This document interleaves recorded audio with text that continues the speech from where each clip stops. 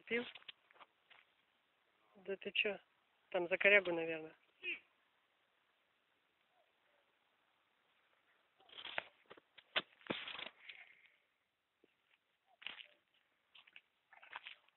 Так, папулька что-то поймала у нас. Так. Окуня? Ага, смотри, какой большой окунь. Да, поближе от солнца, ну-ка я с той стороны тебя сниму. Так, папулька наш. Здесь не вижу тебя вообще. Окунь. Ага. Солнца не видно.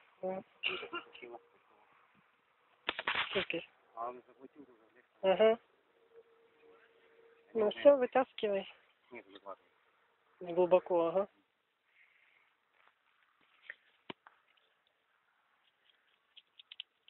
Первый улов за сегодня.